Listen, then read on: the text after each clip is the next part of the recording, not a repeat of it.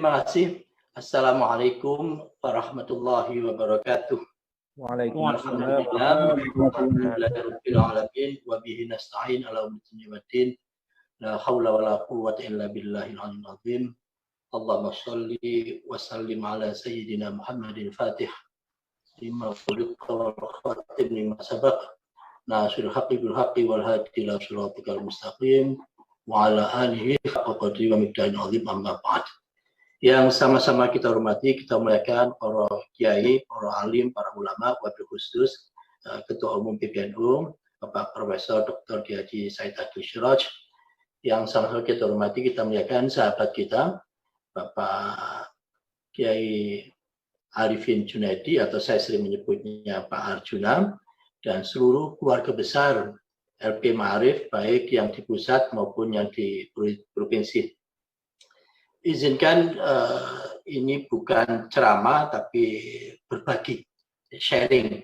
Oleh karena itu nanti dengan senang hati kami pun juga bisa mendapatkan hadiah dari panjenengan semua, hadiah pemikiran-pemikiran gitu. Oleh karena itu sekali lagi terima kasih. Tentu yang pertama sebagai Ketua PBNU saya ingin menyampaikan rasa terima kasih yang sungguh luar biasa kepada LP Ma'arif atas kontribusinya yang luar biasa pula, tidak mengenal lelah meskipun dalam penuh keterbatasan, tetapi ikhtiar yang terus-menerus untuk menaikkan kualitas pendidikan kita, khususnya di lingkungan Nahdlatul Ulama, sungguh sangat luar biasa. Oleh karena itu dari lubuk hati yang dalam, izinkan kami menyampaikan rasa terima kasih ini, dan mudah-mudahan ini semua menjadi amal kebajikan dalam keabadian, yaitu amal jariah panjenengan semua. Dan tentu minal aidin wal faizin, taqabbalallahu minna wa minkum, kalau ada khilaf saya mohon dimaafkan. Tentu sebelum saya berbagi ke panjenengan semua, ada baiknya kita kirim doa kepada para pejuang-pejuang yang mendahului kita, pejuang LP Ma'arif. Mudah-mudahan Allah SWT senantiasa memberikan limpahan ampunan, kasih sayangnya, dan dijadikan alam kuburnya sebagai raudhah min riyadil jinan. Ila hadhihi niyyah al-Fatihah. Bismillah.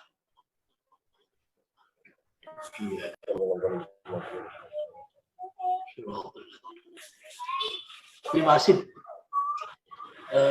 Ibu-ibu dan Bapak sekalian. Banyak pelajaran yang kita ambil di luar manusia itu juga bagian dari pelajaran sebenarnya. Kalau kita lihat ikan misalkan pada saat baru dilahirkan itu warnanya tidak nampak beda, ya, warnanya hampir sama semua. Tetapi kalau dia itu sudah dipelihara lama kelamaan itu akan kelihatan warna-warninya, ya, warna-warna. Setiap ikan punya identitas sendiri. Oleh karena itu anak-anak kita waktu di TK, waktu di SD itu hampir sama semua lah begitu. Tapi tahu-tahu begitu dewasa ada yang jadi A, jadi B, jadi C, demikian dan seterusnya. Nah, tugas kita itu adalah menyemai, ya, terus-menerus benih-benih keunikan, ya, benih-benih kebaikan dari apa yang kita miliki, yaitu anak-anak kita semua. Saya kira tugas kita itu ada di situ. Sebagai pengantar, saya kira kita perlu belajar memaknai apa ya kira-kira makna di balik COVID-19 ini. Itu. Karena pada dasarnya setiap kejadian alam, kejadian apapun, itu di balik itu ada hikmah. Sehingga bagi kita semua adalah mencari hikmah di balik COVID-19 itu. Sehingga bagi pepatah yang panjenengan semua pirsa begitu, al-alim yakfi bil isyarah wal laim la yakfi walau bil hijarah. Jadi orang alim itu, orang cerdas itu dia faham dengan bahasa isyarat. Dan orang yang tidak cerdas itu dilempar batu pun dia tidak faham. Saya kira COVID ini lebih dari lemparan batu. Lebih dahsyat dari lemparan batu. Oleh karena itu kalau kita tidak faham atau tidak mau mencari hikmah di balik itu, saya kira nemen lah begitu. Oleh karena itu tugas kita adalah tentu menyelesaikan persoalan COVID ini dan sekaligus mencari apa makna di balik COVID-19 itu. Ibu-ibu dan bapak sekalian, saya sering ditanya, Pak Nur, kapan COVID ini selesai? Itu. Ya, sebelum menjawab kapan selesainya, saya ingin menunjukkan tren nasional per 31 Mei kemarin. Ya, itu grafiknya ini naik terus ini. Ya, naik terus. Ya, itu. Oleh karena itu, ini bisa landai atau bisa turun sangat tergantung dari kebijakan dan implementasinya. Kalau kebijakannya itu protol-protol, tidak sistemik, kalau kebijakannya itu asimetris, baik antar kementerian sendiri tidak nyambung, ataupun pusat dan daerah, sehingga tidak ada yang namanya orkestrasi yang baik, maka akan semakin lama. Akan semakin lama. Termasuk juga perilaku sosial. Ada yang patuh, ada yang tidak patuh.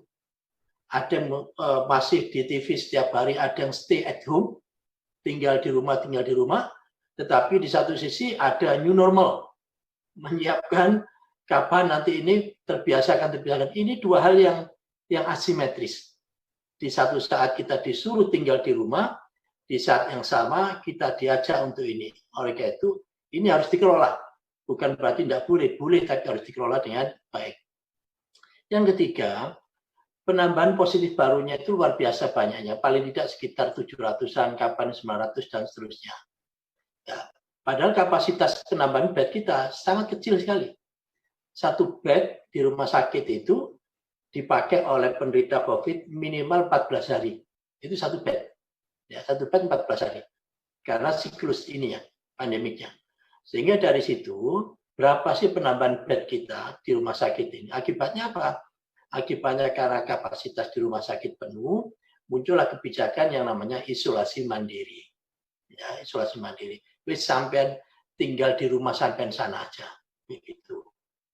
Ya, nanti kalau ada apa baru periksa. Kalau rumahnya besar seperti rumahnya Pak Arjuna, itu bisa lah isolasi mandiri. Tapi kalau rumahnya petak-petak, terus gimana ceritanya mau isolasi mandiri?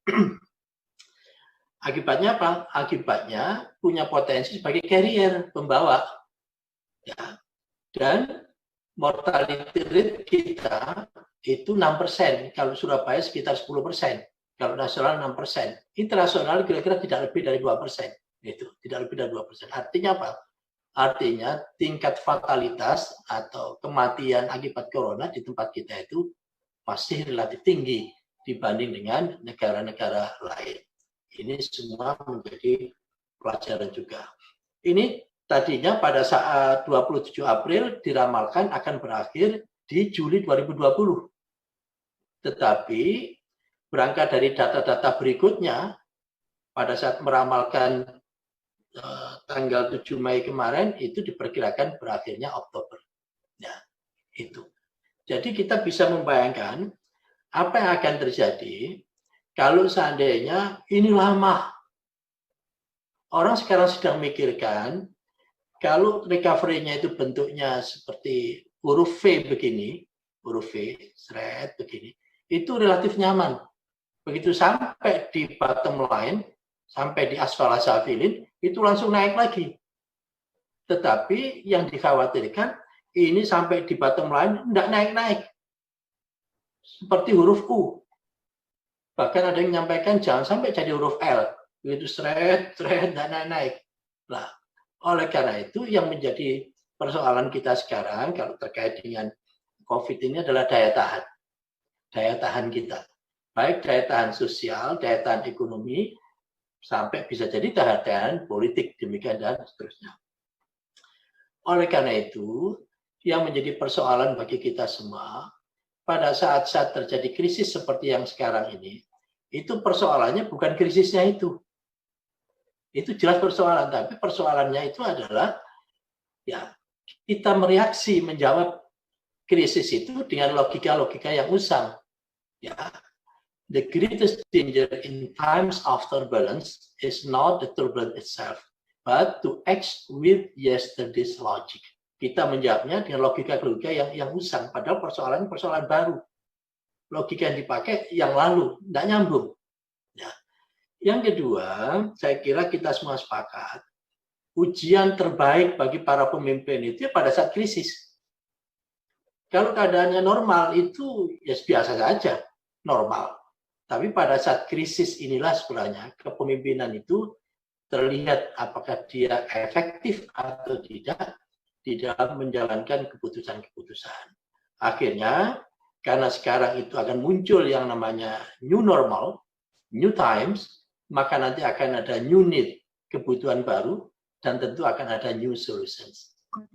Sehingga dari situlah, ibu-ibu dan bapak sekalian, kita sudah dikenalkan dengan kaidah al-mukhafadhatu al-qadimus shalih wal akhdhu bil jadidil aslah. Jadi mempertahankan yang lama yang masih baik dan mencari yang baru yang lebih baik. Ini yang harus terus-menerus kita eksplor. Ya, ini yang harus kita eksplor. Itu. Saya sering bercanda kaidah ini bagi saya sendiri tidak berlaku di urusan rumah tangga. Di urusan lain, urusan rumah tangga saya sampai di sini aja. Sampai di al-mukhafadhatu al-qadimus shalih. Wal akhdhu bil jadidil aslahnya saya bukan mazhabnya gitu. Ada istri lama. Setuju ya. Baik, kalau kita belajar makna COVID, apa sih kira-kira pelajaran? Tentu pelajaran itu banyak. Panjenengan pun juga punya makna tersendiri atau bisa. Tetapi izinkan ini yang saya coba saya renung-renung, yaitu yang pertama itu runtuhnya keakuan. Aku ini runtuh sekarang. Ya, dengan adanya wabah atau pandemik ini, tidak bisa orang menyelesaikan sendiri, tidak bisa. Tidak bisa. Oleh karena itu, sudahlah, bukan saatnya lagi kita mengandalkan aku, saya, organisasi saya, dan seterusnya. Tidak cukup. Tetapi kekitaan. Ya. Yang kedua, pada saat kekitaan itu, maka yang harus dibangun adalah social cohesiveness, ikatan sosial yang harus kuat. Dan kalau kita mau membangun ikatan sosial, itu prinsipnya adalah prinsip mutuality.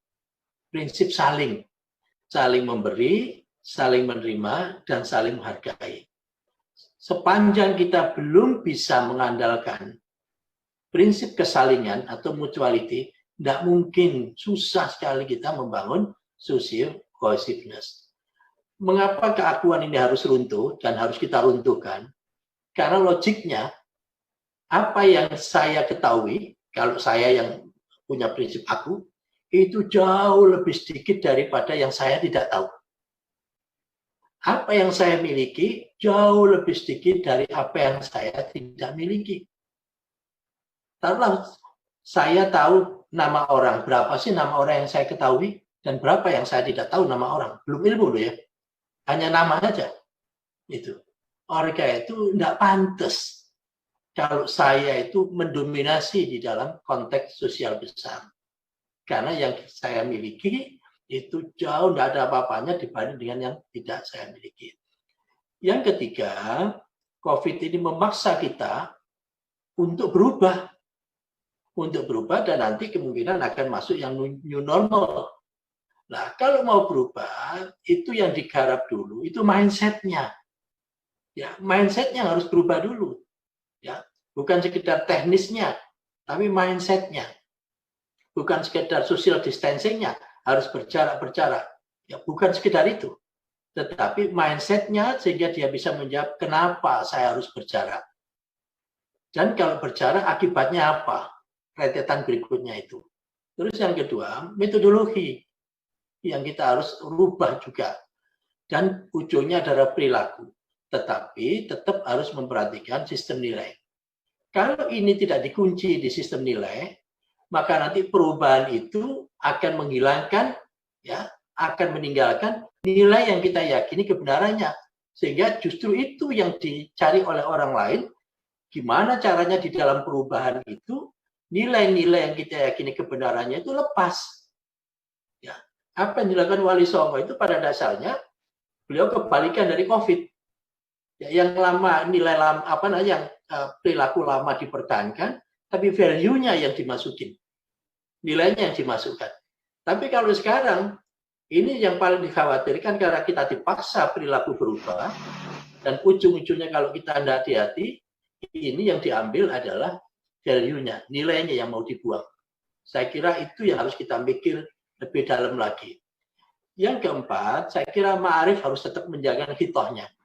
Nah, sebagai pemungkin. Jadi kalau tidak ada ma'arif, tidak mungkin pendidikan itu bisa mencetak generasi yang bermasa depan. Oleh karena itu, ma'arif ini menjadi pemungkin. Ini benar. Gitu. Dan yang kelima, membangun ekosistem inovasi sebagai antisipasi dan opor terhadap perubahan. Ini kira-kira makna dari COVID itu. Panjenengan sekali lagi bisa memberikan makna yang lain. Ibu-ibu dan bapak sekalian, rumusnya akhirnya perubahan itu sebuah keniscayaan. Baik kita berubah dari kesadaran kita sendiri, atau berubahnya itu karena dipaksa, yang ujungnya kalau kita tidak sadar dan dipaksa tidak mau berubah, kita musnah. Tinggal pilih. Oleh karena itu, saya kira yang paling baik adalah berubah karena kesadaran, tetapi kalau toh tidak sadar, tidak apa-apa dipaksa kita mau berubah. Dibanding dengan kita tidak mau berubah, akhirnya kita musnah. Ya. Ibu-ibu dan Pak sekalian, di COVID-19 itu, orang tidak pernah bayangkan kalau masjid sampai mem-PHK marbotnya. Tidak pernah kebayang. Ya, di dalam kamus perjalanan hidup kita tidak pernah ada yang namanya masjid defisit untuk operasional. Tidak pernah ada. Tapi di COVID-19 ini, karena Masjid Agung, Masjid Al-Akbar di Surabaya yang paling gede itu, ya sebelum hari raya kemarin, terpaksa harus merumahkan sekitar 200 orang. Ya, karena apa? Karena memang defisit dan tidak ada jamaahnya. Ya, oleh karena itu, ini sekali lagi kita dipaksa untuk melakukan perubahan. Kali ini teorinya Pak Charles Darwin ini sering saya sampaikan. Dia bilang it is not the strongest of that survive. Bukan yang paling kuat yang bisa survive. Nor the most intelligent. Bukan pula yang paling pintar yang bisa bertahan. Tetapi the one most responsive to change. Tapi siapapun yang mampu menangkap, menjawab perubahan-perubahan itu. Oleh karena itu sekali lagi, COVID-19 ini telah membongkar tatanan yang ada dan memaksa kita untuk membangun tatanan baru. Terutama di mindset-nya. Ibu-ibu dan bapak sekalian, tentang perubahan itu sudah sejak dulu kala itu berubah-berubah itu. Contohnya ini, sejak 1700 abad ke-17 itu ada perubahan namanya gelombang pertama, berubah lagi gelombang kedua, berubah lagi gelombang ketiga, terus sampai ke gelombang kelima yang sekarang ini. Dan sekarang mengalami perubahan lagi, sehingga perubahan itu bukan sesuatu yang aneh, memang harus. Saja tahunnya di sini dari sini ke sini butuh 60 tahun, di sini ke sini butuh 55, ini 50, ini 40, ini 30, maka nanti ke depannya akan semakin pendek perubahan-perubahan itu. Sehingga mindset pada saat kita mengalami perubahan ini menjadi penting. Kalau kita tidak bisa merubah mindset kita. Demikian juga ini pendekatan yang lain dari si conduct cycles, bedanya di setiap lompatan ini ada lompatan baru. Tapi esensinya adalah perubahan sendiri. Nah, apa yang berubah? Ibu-ibu dan bapak sekalian, kita kerja itu ada salib sumbu tiga salib sumbu. Ya. Sumbu yang pertama di sini itu automation level. Pekerjaan-pekerjaan apa yang bisa diotomasi. Sumbu yang kedua yang tegak ini, itu terkait dengan kompetensi kita, talents kategori. Dan sumbu yang ketiga terkait dengan physical proximity, ruang. Ya. Kalau masa-masa lalu, ini physical proximity itu tinggi. Artinya kita itu selalu berdekatan. Ya, selalu berdekatan. Bahkan mohon maaf, jangan tersinggung. Kalau kita ke makam, ya, ziarah begitu. Kalau di sini makam ibu bapak kita, terus di sini makam orang lain, kita tidak boleh berdiri di sebelahnya makam ibu bapak kita. Ikut duduk kuburan bapakmu itu, kuburan bapakmu sebelah itu. Padahal dempet itu. Artinya apa? Yang namanya physical proximity itu menjadi mindset kita. Padahal ini mestinya kan boleh juga, agak jauh sedikit kan boleh juga. Tetapi karena mindset kita itu harus berdekatan secara fisik, akibatnya apa? Akibatnya kalau tidak berdekatan itu kurang sempurna. Filosofinya gitu. Nah, COVID-19 itu merubah ini semua. Ya, merubah ini semua. Yang tadinya physical proximity seperti yang kita lakukan sekarang ini itu menjadi tidak lagi seperti itu. Tidak lagi harus berkumpul secara fisik, tapi memanfaatkan space imajiner atau virtual space, ya, atau cyberspace. Ya. Saya lompatin aja. Sehingga dari sini pula lah, maka dengan adanya COVID itu kita dipaksa ya, untuk memanfaatkan yang namanya cyberspace. Dan yang menarik adalah apa? Meskipun kita dipaksa harus berjauhan, tapi esensi untuk kolaborasi tetap jalan. Karena kolaborasi itu menjadi kebutuhan kita semua.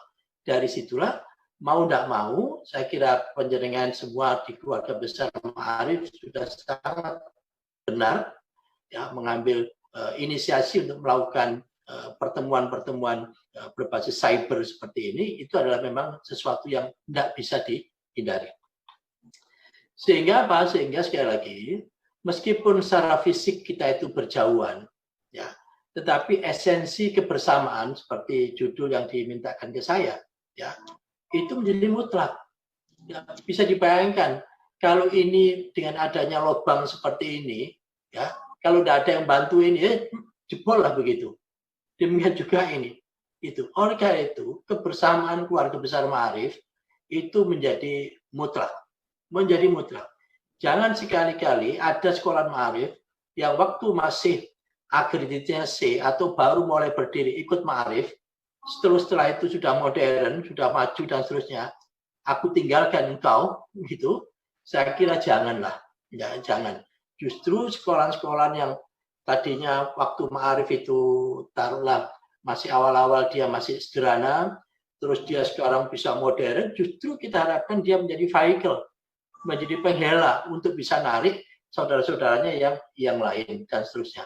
Jangan sekali-kali ada sekolah yang sudah maju modern akhirnya meninggalkan Ma'arif. Itu tingkat kesetiaannya rendah, dan kesetiaan itu adalah ciri kekuatan orang baik itu ada di setianya itu. Yang berikutnya lagi, ini ilustrasi gambar saja tentang pentingnya metodologi. Jadi kalau kita diberi kerikil kecil-kecil sama batu besar-besar, disuruh memasukkan ke keranjang, itu ada kalanya orang yang memasukkan kerikil kecil-kecil dulu. Seperti ini. Ini kerikil kecil-kecil dimasukkan dulu, baru yang besar dimasukkan. Akibatnya apa? Hampir pasti yang besar-besar tidak bisa masuk. Itu. Padahal yang besar ini esensial. Tapi kalau yang dimasukkan yang besar-besar dulu, maka yang kecil-kecil ini bisa masuk di celah-celah dari yang besar-besar ini. Oke. Menyelesaikan persoalan yang sangat esensial, fundamental, itu harus kita prioritaskan dibanding dengan menyelesaikan perkara-perkara yang remeh-temeh, yang tidak berjanji, yang furu'iyah lah kalau bahasa agamanya. Nah, lantas apa yang harus kita lakukan yang dilakukan oleh LP Ma'arif? Saya kira pada masa pandemi sekarang ini kita harus merubah ya, target kita yang tadinya kita itu harus how to grow, gimana kita tumbuh, maka sekarang kita harus merubah menjadi how to survive, gimana kita bisa bertahan. Tetapi tidak sampai di situ aja. Tapi kita harus menyiapkan how to recover dan how to thrive, gimana kita bisa melompat naik terus ke atas begitu. Nah, ini kira-kira dalil umumnya, ya, dalil umumnya kalau kita sedang mengalami krisis itu ada 3 fase yang harus kita lakukan. Fase yang pertama adalah fase respons. Di dalam fase respon ini intinya gimana kita bisa terus berlanjut. Sekolah ini terus berlanjut. Ya, pembelajaran terus berlanjut. Ini respon namanya, manage the continuity. Tapi ini juga tidak bisa berhenti sampai di sini. Harus kita siapkan recover-nya. Ya, pada saat kita terlambat di sini, apa yang harus kita lakukan? Kita kejar di sini. Tapi setelah itu kita naik lagi untuk yang normal, yang to thrive itu. Sehingga kalau tadi itu logika tadi saya pakai atau kita pakai di urusan real di lapangan, maka sekarang gimana caranya proses pembelajaran tetap berlangsung? Gimana keuangan tetap bisa bertahan? Gimana siswa yang baru bisa kita rekrut? 3 itu sekarang saya kira yang menjadi pertanyaan besar kita. Itu. Bisa enggak kita proses pembelajaran yang dengan ditutup seperti sekarang ini tetap bisa berlangsung dengan baik? Bisa enggak keuangan kita ini tetap bisa bertahan karena masyarakat banyak yang kena PHK sehingga kemampuan bayarnya itu sangat berat, padahal murid tidak boleh di DO dan seterusnya. Ini urusan keuangan, ya. Termasuk juga bisa nggak nanti kita bisa merekrut siswa baru? Karena kalau siswa baru kita tidak bisa merekrut, nanti akan ada terputus. Yang biasa menerima 100, taruhlah begitu, menerima 50, persoalan tersendiri itu. Ya. Dari situ sekali lagi, ibu-ibu dan bapak sekalian, saya kira ini bagian yang harus kita renungkan. Ini data, ya, murid-murid yang terkena COVID-19 di seluruh dunia akibat dari penutupan sekolah. Jadi pada saat Februari masih kecil karena ini masih ada di wilayah China. Terus sekarang 30 Maret kemarin itu sudah numpuk hampir 90% kena begitu. Ya. Jadi ada 180 negara yang mengalami penutupan sekolah itu. Termasuk kita pun juga mengalami seperti itu. Nah, kita sama-sama tahu yang sekarang diterapkan adalah social distancing, harus berjarak. Kalau kita menerapkan sekolah masyarakat kehidupan sosial itu berjarak, maka apa? Kalau ini kita terapkan di sekolah, mau tidak mau kapasitas kelas kita itu secara umum berkurang. Paling nggak separuh. Karena harus jaraknya 1 meter, 1,5 meter. Yang tadinya 1 meja bisa diisi 2 orang, harus diisi 1 orang. Dan seterusnya. Sehingga pilihannya, ya, itu menambah rombel baru. Ya, pilihannya. Karena di dalam kelas yang tadinya taruh 30, hanya bisa diisi 15. Hanya 15 kemana? Berarti nambah rombel baru. Kalau kita nambah rombel baru, maka kita harus menambah ruang kelas baru. Kalau menambah ruang kelas baru, berarti ada biaya baru. Atau waktu untuk menyelesaikannya ini pun juga persoalan tersendiri. Kan tidak mungkin buat kelas dalam waktu 1 minggu, 2 minggu kan susah. Atau kita pakai pola gelombang. Yang satu pagi, yang satu siang. Tetapi kalau kita pakai 2 gelombang, maka jam kerja guru naik. Yang tadinya dia ngajar 1 jam, 2 jam, taruhlah, itu sudah dapat 40 anak atau 30 anak, tapi karena anaknya dipecah jadi 15-15, berarti dia ngajar 2 kali. Kalau ngajar 2 kali, berarti honornya pun juga 2 kali. Kalau honornya 2 kali, pada sekolah kita, hampir 99% pendapatan dari murid, tidak mungkin muridnya disuruh bayar 2 kali. Jadi ini persoalan-persoalan real yang ada di lapangan yang perlu kita pikirkan dengan baik. Yang kedua, ya, itu kita harus mengendalikan interaksi sosial anak-anak di luar kelas. Kalau di dalam kelas itu mungkin relatif mudah, ya, kamu duduk sana, duduk sana, duduk sana. Tapi begitu dia istirahat keluar, meskipun waktu di dalam kelas dia pakai masker dan seterusnya, maka yang namanya anak-anak itu pas di luar godanya luar biasa, masker kawannya copot, ditarik, dibuang-buang. Ini balapan, buang maskernya ini dan seterusnya. Jadi ini real persoalan yang saya kira harus kita inikan.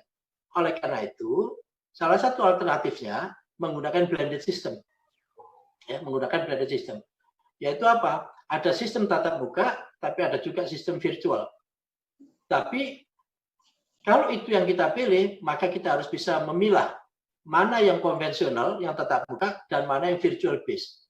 Kalau kita ambil yang virtual based, maka kita harus punya infrastruktur digital. Ya, dan harus ada biaya komunikasi tambahan. Jadi anak ngakses, membuka, ya, itu kan perlu ada tambahan biaya, pakai pulsa. Kalau kita seperti yang sekarang pakai webinar ini, atau Zoomnar ini, itu kan 1 jam ekivalen kira-kira 10 giga. 10 giga kan ekivalen Rp10.000. Loh, kalau ini berjam-jam kuliah sekolah itu, ya tambahannya kan akan tambahan banyak rupiah juga akan beban baru. Yang berikutnya lagi kesiapan kultur digital, ya digital culture readiness khususnya di jenjang SD. Ini beberapa persoalan-persoalan yang mengemuka di saat kita melaksanakan social distancing. Sehingga yang tidak kalah penting saya kira karena ini yang blended ini menjadi salah satu pilihan, Ma'arif kalau bisa menyiapkan Ma'arif platform. Jadi semua pembelajaran yang virtual tidak harus setiap sekolah itu menyiapkan platformnya sendiri-sendiri, tetapi Ma'arif punya proyek besar dikerjakan rame-rame oleh para expert, begitu jadi dipakai oleh yang lain. Sehingga apa? Sehingga akan semakin cepat dibanding dengan masing-masing sekolah mengembangkan platformnya sendiri-sendiri. Intinya, kita tidak boleh berhenti untuk berpikir, mencari jalan keluar. Hidup ini adalah persoalan adalah bagian dari kehidupan. Tapi yakinlah, bagi orang yang cerdas, begitu ketemu persoalan, pikirannya cuma satu, how to solve the problem. Kalau kita melarikan diri dari persoalan, akan ketemu dengan persoalan yang baru. Oleh karena itu, tidak tepat kita melarikan diri dari satu persoalan. Coba, lu ada? Siapa yang tetap produktif, tetap proses belajar mengajar tetap jalan, baik yang konvensional maupun proses belajar mengajarnya itu dimodifikasi, dan dia paling cepat recovery, dia akan jadi pemenang. Jadi ibaratnya setiap orang sekarang itu sekolah-sekolah maupun kelompok bisnis dan seterusnya ini sekarang sedang masuk rumah sakit semua.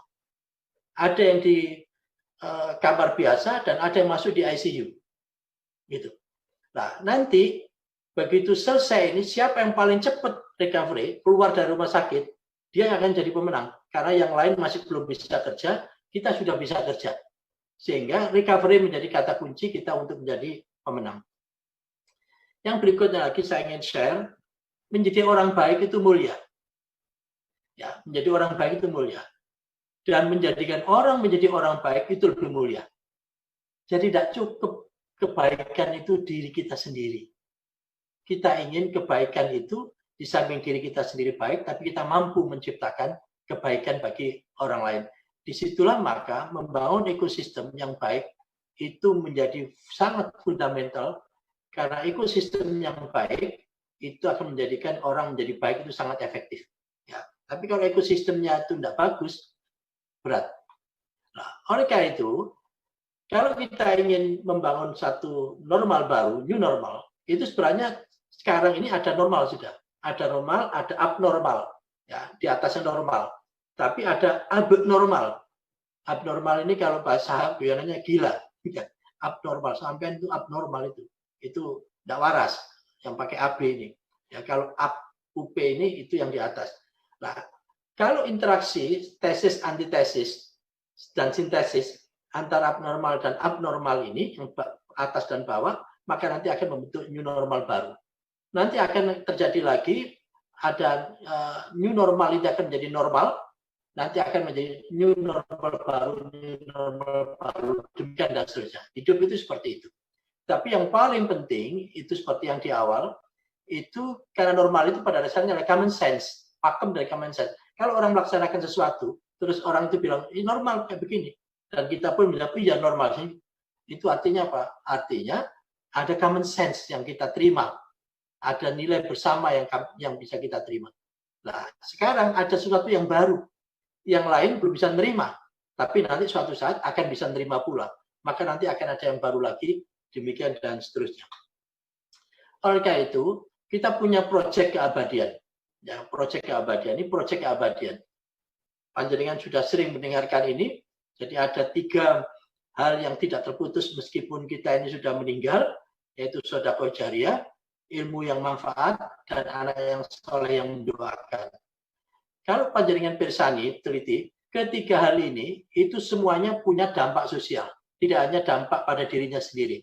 Sedekah jariah itu pada dasarnya adalah infrastruktur publik, sedekah panjenengan yang bisa dipakai untuk publik. Ilmu yang manfaat itu bukan sekedar ilmu untuk diri kita sendiri kebaikannya, tapi bisa dirasakan manfaatnya oleh orang lain. Demikian juga anak yang soleh itu bukan anak yang baik untuk dirinya sendiri, tapi dia bisa mengelola sistem, ekosistem secara keseluruhan dengan penuh kompetensi dan kredibel. Oleh karena itu saya coba membuat gambar dari hal tersebut. Jadi antara sedekah jariah, ilmu yang manfaat, dan anak yang soleh ini satu kesatuan sebenarnya. Satu kesatuan. Rasanya susah untuk menciptakan atau mencetak kader yang soleh kalau tidak ada ilmunya. Ilmu ini pun juga susah untuk dikembangkan kalau tidak ada infrastruktur sosialnya. Sehingga infrastruktur sosial ya, yang dipakai untuk publik itu menjadi fasilitas untuk mengembangkan ilmu yang bermanfaat. Dan ini baru bisa menghasilkan anak yang saleh itu. Nah, infrastruktur yang abadi itulah namanya wakaf itu. Ya, wakaf itu hakikatnya. Oleh karena itu, wakaf ini punya kedudukan yang sangat strategis. Ujungnya akhirnya kita semua ingin menjadi guru kehidupan. Kalau guru SD itu harus lulus SD. Ceritanya guru SD pondok SD ini tukaran itu nanti, ya. Guru SMP harus lulus SMP, guru SMA harus lulus SMA, dan guru kehidupan di dunia harus lulus keduniaan. Atau dalam bahasa lain tidak keduniaan. Tidak keduniaan itu tidak berorientasi pada harta, tahta, dan wanita. Kalau orientasinya pemimpin itu harta atau tahta atau wanita, itu namanya masih keduniaan. Sehingga kepemimpinannya masih penuh dengan konflik. Karena ada interest-interest. Begitu.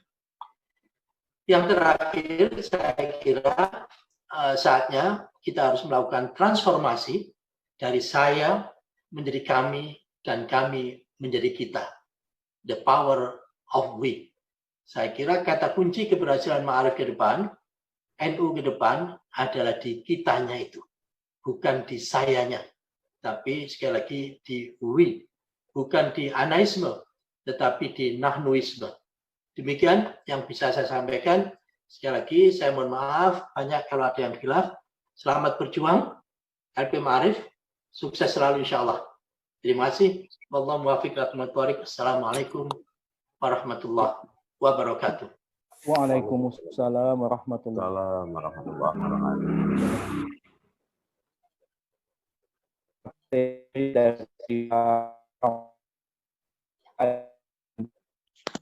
Saya menekan kita, the power of we menjadi kuncinya. Ini luar biasa. Mohon perkenan Pak Prof. No, mungkin bisa bertahan sedikit, mungkin bahkan 10 menit atau sampai 15 menit. Kami akan minta tanggapan dari teman-teman LP Ma'arif NU untuk share atau dialog. Kami persilahkan. Bagi yang mau, silahkan naikkan direction. Directions itu ada jempol dan ada tepuk tangan. Pilih jempolnya. Saya persilakan. Silakan. Mohon teman-teman LP Ma'arif yang ingin menyampaikan pertanyaan-pertanyaan, saya persilahkan. Boleh Pak, saya Pak. Ya, halo. Oh, monggo, Mas Amir. Pak siapa? Yanto. Imam. Pak Rashid. Pak Yanto, ya, Pak Imam. Pak Rashid dulu, Pak Rashid, Papua. Silakan. Ya, assalamualaikum Atau warahmatullahi Pak Imam dulu, wabarakatuh. Pak Imam. Oke, Pak Imam yang sudah siap. Oh, Pak Rashid. Oke, silakan Pak. Oke. Waalaikumsalam. Salam. Oke, Pak. Assalamualaikum warahmatullahi wabarakatuh. Waalaikumsalam warahmatullahi wabarakatuh. Iya, taqabbalallah minna minkum, taqabbal ya karim minal aidin wal faizin. Kami dari LP Ma'arif Papua ucapkan permohonan maaf yang sebesar-besarnya untuk Pak Ketum PBNU, Ketua LP Ma'arif PBNU. Alhamdulillah dengan sangat luar biasa pada hari ini dapat menyelenggarakan halal biar halal. Kemudian tidak lupa juga kepada Pak Prof. Nuh yang barusan menyampaikan materi yang sangat luar biasa. Ada dua hal yang kami petik dari beliau sampaikan, mudah-mudahan ini menjadi referensi untuk kita semuanya. Kita harus menjadi diri kita dan tentunya ini menjadi sesuatu yang sangat luar biasa. Kemudian kami sampaikan untuk kami di Papua, sampai saat ini masih lockdown, belum tahu sampai kapan. Untuk kalau informasi terakhir, Anda menyampaikan bahwa kemungkinan sampai bulan Juli, dan itu pun kalau belum diperpanjang. Tetapi kegiatan-kegiatan tetap kami laksanakan untuk LP Ma'arif dan bersama-sama PWNU Papua dan LPBI melaksanakan penyemprotan disinfektan, kemudian dari PWNU juga bersama-sama untuk memberikan bantuan sosial yang terdampak kepada masyarakat yang terdampak COVID-19. Jadi alhamdulillah semuanya itu bisa dilaksanakan walaupun dalam kondisi pandemi pada saat ini. Jadi mungkin sementara seperti itu. Salam kami semuanya, warga NU dari Papua. Untuk Pak Ketum PBNU, Ketua LP Ma'arif PBNU yang sangat luar biasa, mudah-mudahan tetap sehat walafiat. Pak Ketum, mudah-mudahan sehat walafiat. Dan salam untuk semuanya, ketua-ketua LP Ma'arif di seluruh Indonesia, mudah-mudahan tetap dalam keadaan sehat walafiat. Mohon maaf dari kami Papua, atas nama keluarga besar LP Ma'arif dan PBNU Papua, mengucapkan mohon maaf lahir dan batin. Assalamualaikum warahmatullahi wabarakatuh. Baik. Waalaikumsalam. Baik, terima kasih. Pak Imam, baik. Ya. Pak Imam, terima kasih Pak Moderator, Pak Basnan. Terima kasih Prof. Luar biasa materinya, sangat tercerahkan sekali. Beberapa hal mungkin perlu saya tanyakan. Yang pertama bahwa kita sering untuk mencapai apa yang Prof sampaikan tadi itu, untuk bagaimana mengoptimalkan the power of we, asal dari saya, kemudian kita menjadi kami menjadi kita, itu selalu berebut siapa yang memulai dan bagaimana mendefinisikan masalah bersama. Kadang masalah itu adalah masalah yang belum dirasakan sebagai itu masalah masalah Pak Imam, mohon menampilkan mukanya. Oh, mohon menampilkan muka. Baik. Ya, sudah ya. Jadi pertanyaan pertama adalah sebenarnya siapa yang memulai dulu ini untuk menggerakkan the power of we tadi itu. Yang kedua kemudian bagaimana mendefinisikan Bagaimana? Bisa diterima jelas nih suaranya? Halo? Halo, ya? Jelas Pak Imam, jelas. Baik. Yang kedua, bagaimana mendefinisikan suatu permasalahan itu menjadi kesadaran bersama sehingga betul-betul bisa menggerakkan siapapun kita itu merasa memiliki masalah itu, kemudian secara bersama-sama bergerak untuk menyelesaikan bersama-sama. Sekian dua pertanyaan. Terima kasih Prof. Assalamualaikum warahmatullahi wabarakatuh. Salam. Terakhir Pak Hendi. Pak Hendi apa sudah bisa masuk? Ya. Oke, kalau tidak karena kita ini terdesak oleh waktu, mohon perkenan Bapak Prof. Muhammad Nuh untuk menyampaikan respon balik. Mohon Kiai. Terima kasih. Saya kira dari sahabat kita yang di Papua tadi itu informasi saja yang dilakukan di Papua sana. Begitu selamat kepada saudara-saudara kita yang ada di Papua. Pak Imam Bukhari, terima kasih pertanyaannya. Siapa yang harus memulai? Ya, saya kira kita semua sudah punya teorinya. Ibda binafsik. Ya. Jadi sekolah kita sendiri itu harus memulainya. Itu. Filosofinya adalah filosofi memberi. Jadi kan ada graduasi. Yang pertama yang paling tinggi kan memberi. Yang berikutnya lagi menerima. Yang berikutnya lagi meminta. Yang berikutnya lagi meminta-minta. Nah, meminta-minta ini grade yang paling bawah. Nah, oleh karena itu saya kira mindset kita harus kita rubah. Jadikan memberi itu sebagai filosofi hidup. Karena apa yang kita terima itu pada hakikatnya adalah apa yang telah kita berikan. Ya. Sehingga hidup itu seperti kita ada di dom, di ruangan besar begitu. Kalau kita bilang A, maka pantulannya kan A. Ya. Kalau kita bilang B, maka mantulnya juga akan B. In aksantum di anfusikum. Ya.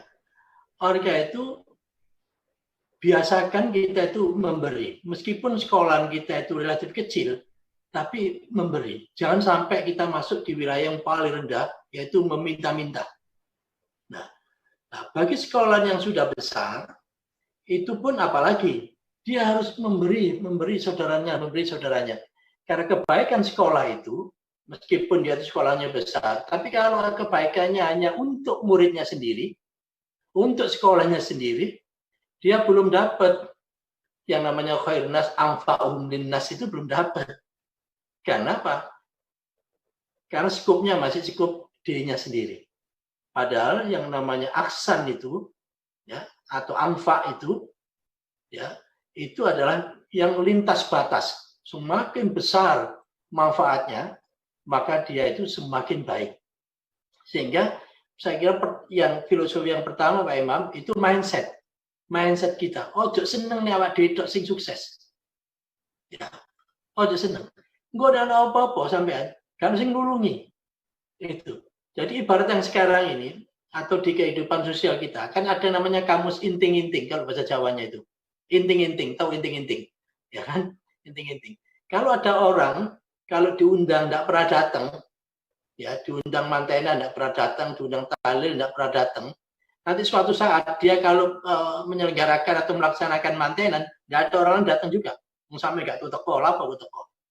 Ya. Jadi hukum sosial ini menarik untuk kita jadikan sebagai mindset kita. Oleh karena itu yakinlah kalau sekolah-sekolah kita itu belajar memberi dengan sekolah-sekolah lain, dan Ma'arif pun juga filosofinya memberi. Itu saya yakin dalam waktu yang tidak terlalu lama, yang namanya wiya tadi itu akan kebentuk. Nahnu itu akan kebentuk. Jadi anaisme itu selesai sudah. Kita kembangkan ke nahnuisme. Gitu. Yang kedua, mendefinisikan kesadaran bersama. Memang untuk menjadikan sadar, itu seperti yang tadi yang saya sampaikan. Ada yang berangkat dari dirinya sendiri menyadari, tapi ada yang harus dipaksa. Itu. Saya kira kejadian ini itu memaksa kita semua untuk terus memperkuat yang namanya kolaborasi itu. Sehingga kalau Ma'arif di level pusat kalau bisa menyiapkan platform tadi itu, ya Ma'arif platform, ya, yang bisa dipakai oleh sekolah mulai dari Papua sana sampai di NTT sampai di manapun begitu, nyaman, yang lain tidak perlu mengembangkan susah-susah. Ya, terutama pelajaran-pelajaran yang sifatnya common, yang pelajaran yang di Papua sana sampai di ujung sana, Aceh tidak ada bedanya. Nah, karena bukan muatan lokal. Kalau muatan lokal barangkali bisa dikembangkan di lokal itu sendiri atau menjadi kekhasan. Gitu. Tapi sebagai platform besar, saya kira Ma'arif perlu dalam waktu 2-3 bulan sebelum tahun ajaran baru Juli nanti insya Allah, itu kita sudah bisa luncurkan. Ini namanya Ma'arif NU platform, MNU platform, IMNU platform. Jadi M Ma'arif, NU-nya, ya platform. Jadi M itu wakil dari I'm, NU itu NU dan kamu, ya, dari saya dan kamu, maka jadilah kita platform. Saya kira itu kita bisa mengundang kawan-kawan yang ada di manapun, termasuk di perguruan tinggi, PTNU untuk sama-sama mengembangkan MNU platform tadi itu, baik untuk SD, MI, Sanawiyah maupun SMP, demikian dan seterusnya. Saya kira itu Mas Imam. Sekali lagi saya memberikan apresiasi yang luar biasa kepada panjenengan semua dengan segala keterbatasan, dengan segala peluang yang ada. Kita itu sama-sama tetap bisa bertahan. Jangan sampai urusan COVID ini menjadikan sekolah kita tutup. Karena kalau di perguruan tinggi, info yang saya dapat dari orang Dikbud itu kemungkinan bisa sekitar 1.000 yang tutup perguruan tinggi itu. Karena apa? Karena begitu dia tidak punya murid baru, mahasiswa baru, selesailah begitu. Terus yang biasanya bayar 1 juta, dia tidak mampu, selesai juga lah begitu keuangan itu. Begitu keuangan ini kena, kegulung, cash flow kena, maka dari mana dia akan bayarin gaji gurunya? Begitu gaji gurunya tidak dibayar, kalau 1 bulan, 2 bulan barangkali masih bisa bertahan. Ya. Tapi kalau tidak jelas nasibnya, padahal dia sendiri punya tanggungan, saya kira ini pekerjaan yang luar biasa. Ya, pekerjaan luar biasa. Terutama yang tadi saya tulis tapi tidak saya sampaikan, ini kira-kira beratnya nanti di Juli, Agustus itu berat. Juli, Agustus itu berat. Secara ekonomi ya, secara ekonomi berat. Karena kalau di COVID itu yang mengenanya di akhir Maret. Orang kena PHK itu kira-kira Aprilan ini. April, Mei itu baru ini. Dia masih bisa makan tabungan. Ya, tabungannya masih ada. 1-2 bulan masih ada. Tapi begitu lebih dari 2-3 bulan, saya kira banyak tabungan yang sudah habis. Nah, disitulah kita harus menyiapkan yang namanya kolaborasi di antara kita, saling bantu-membantu. Saya kira itu, Mas Hasnat. Ya. Prof, yang japri ke saya dari Halo? Mohon perkenan waktu Prof lagi 15 menit. Ini teman-teman wilayah sangat antusias dengan Prof. Mohon pertama Pak Hanif, saya persilahkan, LPMNU Provinsi Banten. Pak Hanif, silakan. Mohon segera, Pak. Pak Hanif. Boleh dari Gorontalo dulu, Pak. Ya, pindah Gorontalo. Gorontalo yang siap, silakan. Baik. Saya Hanif dari Temanggung, Jawa Tengah, Prof. Mohon maaf, Pak. Gorontalo dulu. Silakan, Oke. Gorontalo. Langsung, Pak, langsung. Assalamualaikum warahmatullahi wabarakatuh. Terima kasih atas kesempatan ini. Pertama-tama saya mau menyampaikan selamat Hari Raya Idul Fitri. Mohon maaf lahir batin. Yang saya hormati Bapak Ketua PBNU, Ketua LP Ma'arif Pusat, Bapak Profesor Dr. Muhammad Nuh. Yang menarik tadi Pak Prof yang sampaikan tadi bahwa ada 3 ketahanan yang harus perlu kita baca baik ini di level nasional ini.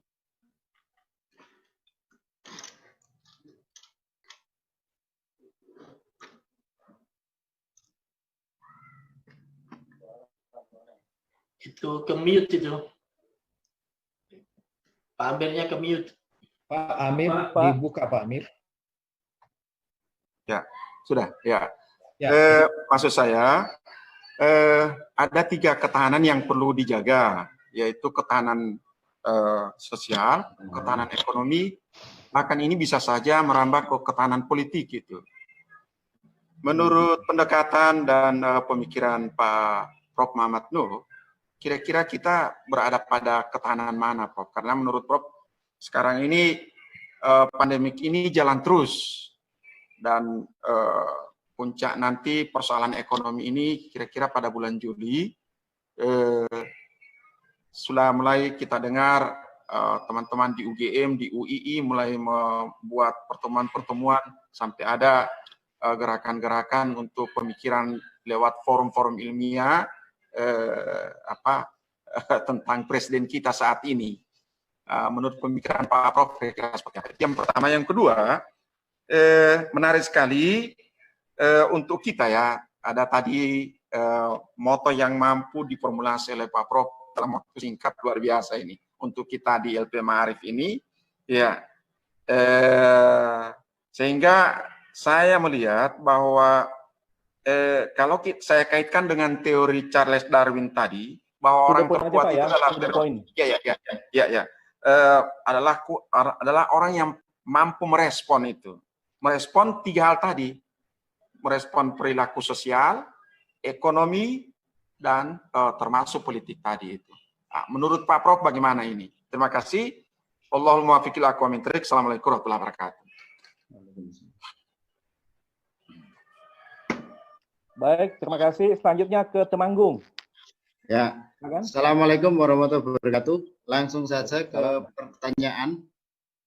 Satu hal yang disampaikan Profesor M. Nuh tadi, bahwa pandemi ini diperkirakan mungkin ya sampai 27 Juli.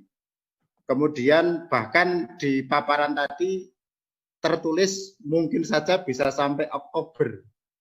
Nah, ini mohon maaf pertanyaan saya agak sedikit teknis ini, Prof. Jadi tahun ajaran baru itu nanti kita di tanggal 13 Juli.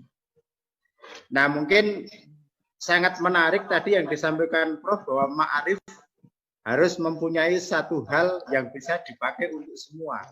Ini mungkin Kiai Junaidi, nanti Kiai Arifin Junaidi bisa juga menanggapi ini.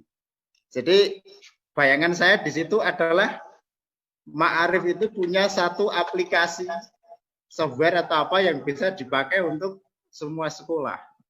Namun saya juga membayangkan ini berat, di Temanggung saja sekolah Ma'arif itu ada 163 sekolah Ma'arif. di satu kabupaten itu. Siswanya sudah mencapai 25 ribuan siswa di Temanggung. Nah ini mungkin pertanyaan saya lebih teknis, ini nanti menghadapi pandemi ini, Ma'arif punya satu konsep Ma'arif platform tadi, dengan di sini saya menangkapnya ada satu aplikasi yang bisa melayani kebutuhan pembelajaran mulai dari PPDB sampai mungkin pembelajaran online ketika nanti tahun ajaran baru ini masih dalam kondisi pandemi. Mungkin satu pertanyaan itu, dan dari Ma'arif Pusat juga bisa nanti bisa memberikan solusinya di sini, Yai. Matur suwun, Yai. Oke. Karena waktu pukul 16.00, selanjutnya Pak Subandi dulu. Pak Subandi Lampung. Mohon singkat dan jelas, Pak. To the point. Assalamualaikum warahmatullahi wabarakatuh. Assalamualaikum warahmatullahi wabarakatuh. Waalaikumsalam. Alhamdulillah wa syukur. Waalaikumsalam warahmatullahi wabarakatuh. Illa billah.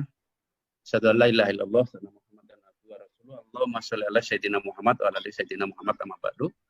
Baik, saya sebelumnya secara organisasi Ma'arif Lampung mengucapkan selamat Idul Fitri, mohon maaf lahir batin dari seluruh wilayah yang ada di Indonesia dan termasuk pimpinan pusat. Ada sedikit pertanyaan barangkali yang terkait, mungkin ini terkait dengan materi yang disampaikan oleh beliau Profesor, bahwa LP Ma'arif itu sebetulnya ada masalah yang muncul kala pandemik ini sebetulnya hampir sama. Yaitu pertama adalah masalah recruiting mahasiswa terkait atau recruiting mahasiswa atau siswa yang terkait dengan problem pandemik ini.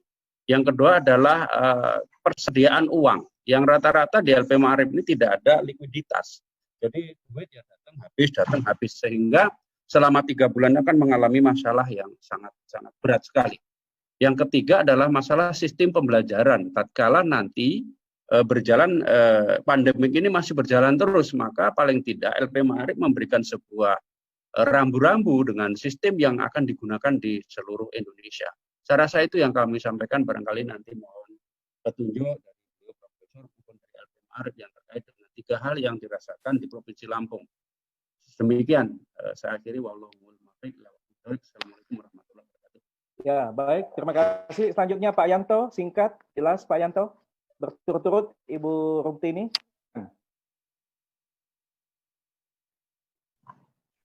Pak Yanto. Siap. Kalau tidak ke Ibu Rumtini. Pak Yanto. Ya, siap. Pak Yanto, lanjut. Siap. Terima kasih Pak Beslam. Siap. Segera. Saya ingin belajar lebih jauh tentang teori yang disampaikan oleh Prof. Nuh tadi soal respon, recovery, dan retrieve. Kalau dikaitkan dengan sekolah Ma'arif yang tadi juga disinggung oleh Prof. Nuh, saya kira sekolah-sekolah Ma'arif itu ketika menghadapi pandemi ini itu sudah sedikit banyak responnya beragam. Ya mungkin dilatar belakangi oleh cara kali ya, cara atau bagaimana menyikapinya. Nah, saya ingin mengorek lebih jauh bagaimana menempatkan 3 teori ini dalam konteks pendidikan Ma'arif, Prof. Recovery, respon, recovery, dan retrieve tadi itu. Terima kasih.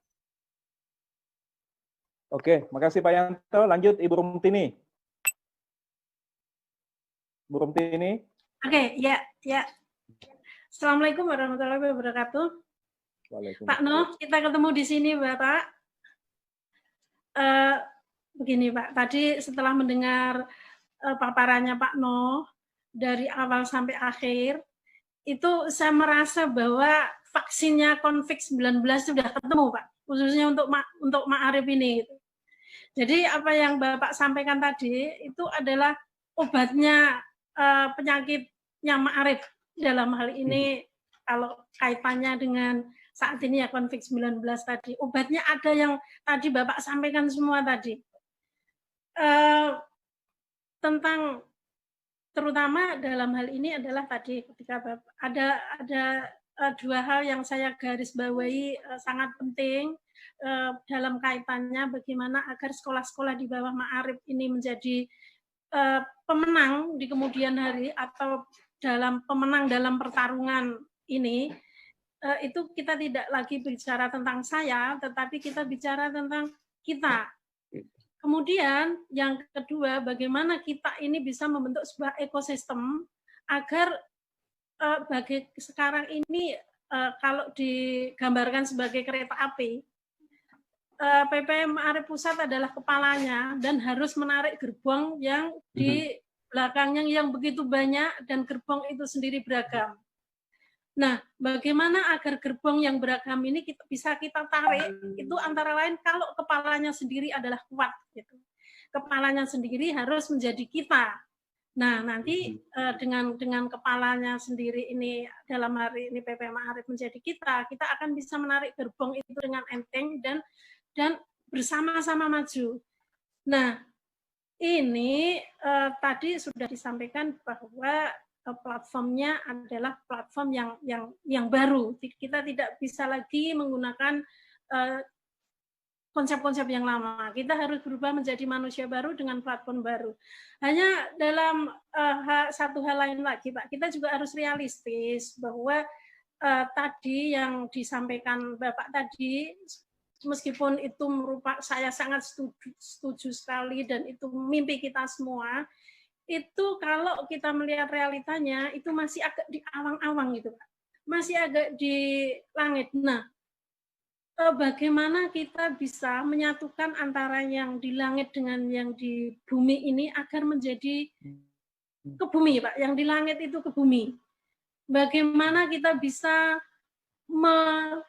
menerjemahkan, memberi makna terhadap tadi yang Bapak sampaikan, itu betul-betul bisa membumi.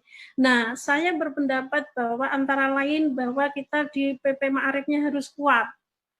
Harus punya platform yang jelas dan realistis dan sekaligus itu bisa menarik gerbong yang gerbongnya masih agak terseok-seok itu tadi. Saya yakin bahwa kita akan bisa menjadi pemenang dan saya termasuk orang yang sangat optimis bagaimana sesuatu yang tidak mungkin menjadi mungkin gitu, Pak. Mari kita bersama-sama untuk mewujudkan bagaimana agar platform tersebut berwujud sehingga terbentuk ekosistem yang tadi tidak hanya di langit tetapi lebih membumi. Demikian, Pak. Terima kasih.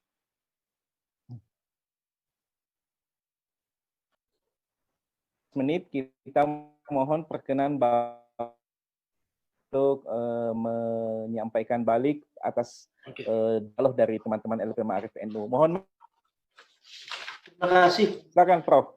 Terima kasih banyak Ibu-ibu dan Bapak-Bapak sekalian atas pertanyaannya.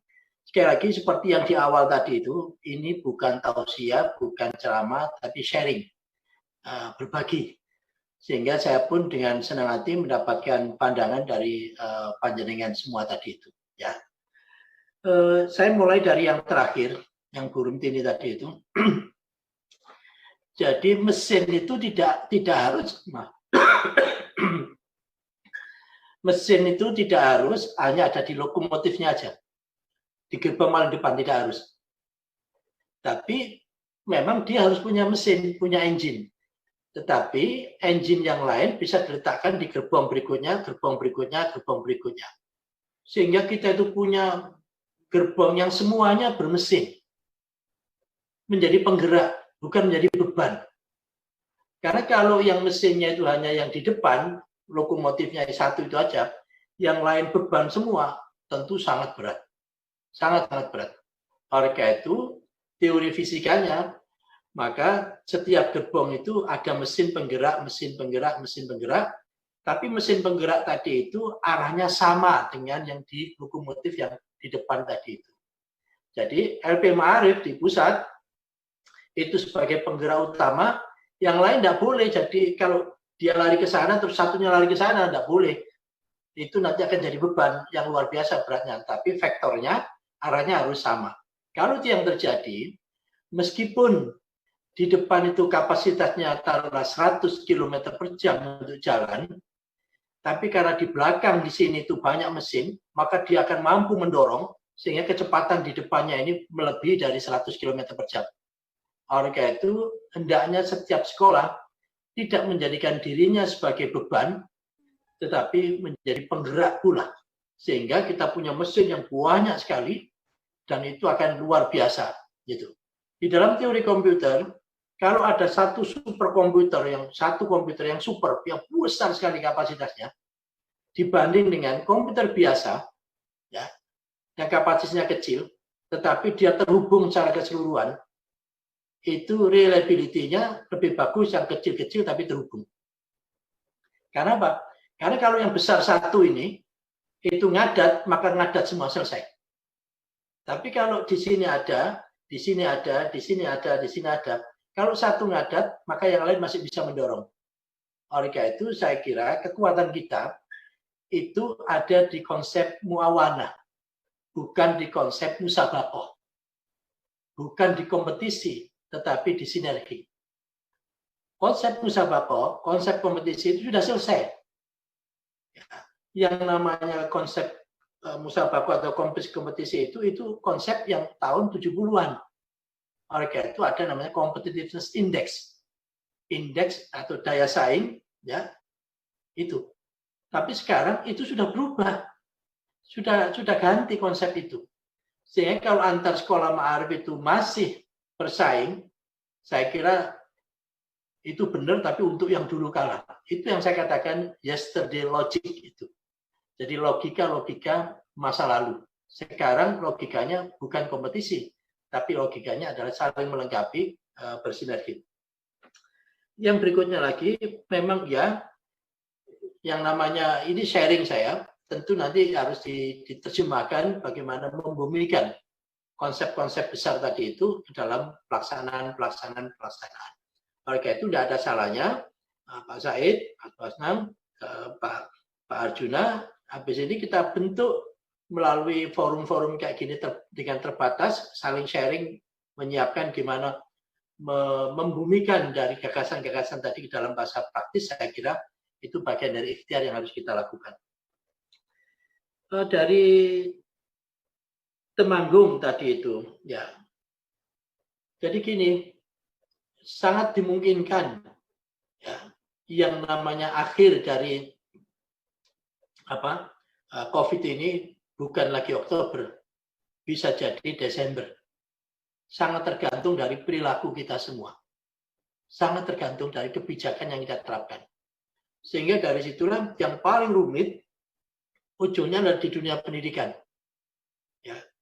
Karena di dunia pendidikan tradisi untuk ketemu secara fisik dan anak-anak itu luar biasa susahnya untuk dibuat social distancing. Social distancing itu untuk orang yang dewasa yang relatif paham tentang resiko. Tapi untuk anak-anak sekali lagi sama sekali tidak mudah. Oleh karena itu saya pun juga belum punya jawaban yang bagus betul, yang cespleng. Saya sedang memikir-mikir gimana caranya untuk menerjemahkan social distancing atau masa yang sekarang ini di sekolah-sekolah, terutama untuk di SD dan seterusnya. Yang dari Lampung saya kira Gorontalo memang iya, ketahanan sosial, ketahanan ekonomi, ketahanan politik. Rumusnya itu kan kalau kita belajar di 98 itu kan dari fenomena politik ya, menjadi fenomena sosial, menjadi fenomena ekonomi. Ya. Tapi sekarang adalah fenomena kesehatan akan berubah menjadi fenomena sosial, fenomena ekonomi. Sehingga jangan sampai terjadi fenomena politik. Sehingga oleh karena itu apa? Oleh karena itu harus segera diselesaikan. Karena kalau tidak segera diselesaikan, termasuk memanage ya, impact, dampak, dan seterusnya, itu khawatir ketahanan sosial, ketahanan ekonomi ini runtuh. Akhirnya berbuah kepada ketahanan, masuk di wilayah ketahanan politik. Ini sekali lagi jangan sampai itu terjadi. Cukup sampai di sosial dan ekonomi. Kalau ekonominya bisa diselesaikan, insya Allah selesai. Tetapi kalau ekonominya ini berlarut-larut, PHK terus terjadi, ya, yang namanya orang lapar tidak bisa diiming-iming dengan janji. Orang lapar itu ya perlunya makan hari ini. Itu maka begitu kesulut sedikit, maka itu akan punya dampak terhadap politik. Saya sama sekali jangan sampai itu terjadi. Oleh karena itu yang harus kita selesaikan adalah sosial ekonomi harus segera beres.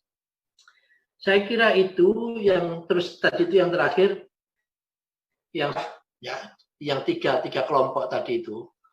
Jadi begini, tahap awal ini memang tahap survive. Ya, tahap survive. Ini tidak hanya di Ma'arif, di PTNU pun juga demikian. Tidak hanya PTNU, di dunia perbankan pun juga demikian. Tidak hanya dunia perbankan, di bisnis pun juga demikian. Perguruan tinggi negeri pun sama. Yang awalnya itu gimana kita bisa tumbuh, sekarang nggak usah mikir tumbuh ya. Mikir bisa hidup selamat itu aja sudah lumayan. Gitu. Sehingga sekolah-sekolah Ma'arif pun juga demikian. Realitanya nggak usah mikir, bukan nggak usah. Untuk saat sekarang, yang kita pikirkan gimana kita bisa survive. Untuk bisa survive, orang itu harus mengurangi beban. Bebannya harus dikurangi. Ya. Karena kalau dia itu bebannya masih tetap, padahal pemasukannya berkurang, amblek dia. Maka itu bebannya harus dikurangi. Mana yang bisa dikurangi, termasuk investasi-investasi, tunda dulu. Kita yang penting berjalan dengan apa yang ada begini. Kalau itu selamat, begitu nanti yang di luar itu sudah COVID-nya, sudah reda dan seterusnya, maka kita mikirkan yang recovery tadi itu. Ya, baru setelah itu thrive-nya. Kira-kira thrive itu menurut hitung-hitungan saya kemungkinan 2021. Tetapi persiapannya harus mulai di akhir tahun 2020. Saya kira itu sekali lagi karena urusan waktu, saya ingin menyampaikan penghargaan yang luar biasa kepada panjenengan semua. Sekaligus kami doakan mudah-mudahan sekolah panjenengan semua dan seluruh sekolah-sekolah Ma'arif di seluruh Indonesia ini bisa bertahan, bisa melakukan recovery, dan ujungnya nanti bisa ini. Kesempatan yang terbaik adalah kesempatan di perubahan. Ini semua orang sedang masuk rumah sakit, termasuk kita juga masuk rumah sakit, orang kaya pun juga masuk rumah sakit, orang miskin pun juga masuk rumah sakit, maka siapa yang keluar rumah sakit duluan, dia akan take lead, akan mengambil atau akan jadi pemenangnya. Sekolah-sekolah yang lain pun juga sama persoalannya, tidak usah khawatir, sama juga. Dia sudah yang sekolah besar, dia terlanjur gaji gurunya tinggi. Sama juga dia mengalami shortage keuangan. Sekolah kita gajinya kecil juga shortage juga. Gitu. Jadi semuanya sama ini. Sama-sama masuk rumah sakit, sehingga mumpung semuanya masuk rumah sakit, kita siapkan kita untuk segera recovery, sehingga segera keluar dari rumah sakit, langsung nyambut gaya normal. Yang lain masih sakit di rumah sakit, kita sudah nyambut gaya normal. Kita kulain semua, kita ambilin semua, dan seterusnya. Saat itulah insya Allah Ma'arif akan straight begini. Terima kasih. Baik, Prof, mohon maaf sebelum closing statement dari Pak Ketua Ma'arif, ini ada Pak Yasik, Prof, beliau diamanahi oleh Pak Ketua LP Ma'arif NU untuk menangani BHPNU, Badan Hukum Pendidikan NU. Beliau sangat berkepentingan untuk menyampaikan 1 menit. Silakan Pak Yasik. Monggo, silakan. Terima kasih. Pak Yasik. Ya, terima kasih. Terima kasih Pak Basnang. Assalamualaikum warahmatullahi wabarakatuh. Mohon izin, Prof. Yang pengen saya tanyakan gini, Prof. Tadi saya sudah beberapa kali menyimak pemaparan jenengan terkait pendidikan, khususnya yang spesifik tentang LP Ma'arif NU. Tadi saya sudah mencatat beberapa hal penting, namun ada hal yang menurut saya masih belum jenengan singgung di sana, karena kita berbicara pendidikan, itu tidak semata-mata berbicara peran lembaga pendidikan, tapi juga ada pilar-pilar lain yang harus kita integrasikan. Salah satu yang mengganggu saya adalah pilar keluarga. Bagaimana keluarga juga berperan penting dalam pendidikan, khususnya di pendidikan LP Ma'arif NU, sehingga Ma'arif NU bisa melakukan khitonya tadi, Prof, yaitu mencetak generasi yang bermasa depan. Nah, yang ingin saya tanyakan, Prof, sederhananya adalah begini, dalam apa namanya desain yang jenengan visi ya tadi yang jenengan paparkan, kira-kira kita butuh asupan lagi bagaimana kita meletakkan pilar keluarga ke depannya, karena ini mumpung momentumnya kita melakukan perubahan di segala sendi. Nah, termasuk juga kita minta catatan dari jenengan apa saja yang sudah kita lewatkan selama ini terkait pilar keluarga ini yang seolah-olah tidak kita garap. Nah, ke depan LP Ma'arif NU saya pikir jika mau menjadi ekosistem pendidikan yang distintif, saya kira pilar keluarga itu juga harus mulai tergambar dengan baik perannya, persoalan kontroversial beberapa wali murid dengan kebijakan LFH selama ini saya maknai sebagai mengkoreksi kebijakan kita selama ini bahwa keluarga selama ini tidak dilibatkan. Itu yang pertama, Prof. Yang kedua, cuma dua, Prof. Yang kedua, tadi Profesor merespon beberapa pertanyaan dengan mengandaikan bahwa Ma'arif Pusat ini sebagai lokomotif dan yang lainnya itu harus vektornya harus sama, ya kan? Tidak boleh bergerak kemana-mana. Nah, kalau ini sering keluar, Prof, di raker kita bahwa ADART LP Ma'arif NU itu Ma'arif sebagai lembaga. Karakteristik lembaga itu adalah otonom di level pengurus NU masing-masing wilayah atau level kepengurusan, baik wilayah, kemudian kabupaten kota dan lain sebagainya. Bahkan kebijakannya juga terkait lembaga pengurus NU di masing-masing wilayah itu bisa membuka, bisa nutup sesuai dengan kebutuhannya. Nah, apakah ini akan mempengaruhi tadi itu, Prof? Misalkan mengandaikan Ma'arif Pusat harus jadi lokomotif. Kalau misalkan dengan konsep posisinya sebagai lembaga, apakah mungkin hal itu bisa diwujudkan? Karena masing-masing itu memiliki kewenangan juga. Ma'arif Pusat hanya memiliki kewenangan untuk mengkoordinasikan kebijakan, tidak memiliki kewenangan untuk menginstruksi. Nah, ini seringkali keluar, diskusi ini seringkali keluar di raker-raker kita dari teman-teman wilayah. Semangatnya sama supaya koordinasi itu kebijakan pusat itu bisa terimplementasi dengan bagus, maka Ma'arif ini harusnya menjadi banom. Nah, Profesor selaku salah satu ketua PBNU bagaimana menyikapi wacana ini? Terima kasih, Prof. Terima kasih, Pak Pasnang. Assalamualaikum warahmatullahi wabarakatuh. Waalaikumsalam. Baik, monggo Prof ditanggapi, masih asik. Saya kira Mas Yasik, memang tidak cukup pertemuan ini untuk membahas yang panjenengan sampaikan.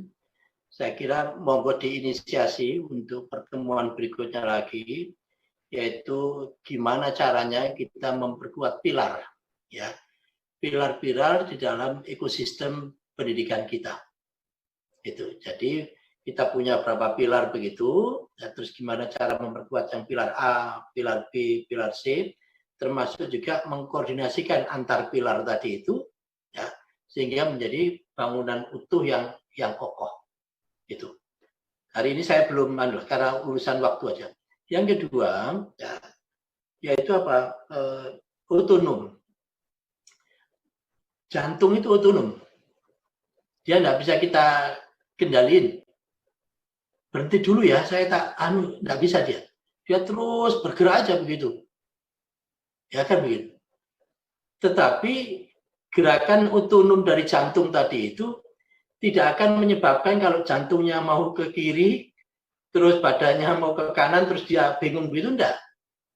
Jadi otonominya tetap di bawah kendali yang namanya hipotalamus, yaitu otak ini. Jadi otak ini memberikan kewenangan ke masing-masing organ, tapi dia tidak akan bisa keluar dari sistem tubuh ini. Nah, demikian juga di Ma'arif juga begitu. Meskipun otonom, dia tidak bisa keluar dari kerangka besar NU. Ya, tidak bisa. Itu separatif. Ya, kelompok separatis. Itu jadi otonom tapi keluar dari rumah besar itu separatif atau separatis. Itu. Demikian juga yang wilayah. Ya, wilayah terus keluar dari bingkai besar LP Ma'arif ya separatis juga itu. Oleh karena itu, dinamikanya tetap kita berikan otonomi, tapi tidak bisa keluar dari bingkai besar. Sepanjang policy di wilayah atau di kabupaten kota, cabang, dan seterusnya, itu masih muaranya sama, karena yang kita pakai bukan keseragaman, tetapi konvergensi, menuju ke satu titik. Menuju satu titik ini bukan berarti yang satu arahnya sama dengan yang lain, tidak. Yang satu arahnya ke sana, yang satu arahnya ke sana, karena dia posisinya di sini. Kalau posisinya di sini, dia arahnya sama dengan yang di sini, berarti ke sana, tidak kena sasaran. Oleh karena itu, arah itu ditentukan oleh peran lokus, ya, peran entitas. Sehingga yang penting semuanya memperkuat di satu titik ini. Arahnya beda loh ini. Yang sini kan arahnya ke sana. Yang di sini, kalau arahnya juga ke sana, waktu lari ke sana, dia tidak dapat titik ini. Oleh karena itu, kalau sampean di sini, jangan ke sana. Kalau sampai di sini, larinya ke sini. Sehingga semuanya dapat yang ada di tengah di sini, sebagai center, sebagai tujuan utama kita. Saya kira pendekatan fisika itu tetap logis, tetap bisa dipakai untuk pendekatan-pendekatan yang lain, karena fisika pun juga, engineering pun juga bagian dari ilmu yang diberikan oleh Allah. Gitu. Semuanya bisa dipakai sepanjang logik dan ininya memenuhi syarat. Begitu. Demikian, Mas Basnam. Baik. Nanti diagendakan lagi aja forum kayak begini, karena kan biayanya murah, dapat konsumsi. Konsumsinya cukup. Siap, Prof. Siap, Prof. Siap. Bentuk makanan kirim pakai kabin guling virtual, ya kan? Model virtual. Prof. Biayanya murah, gitu. Monggo, gitu.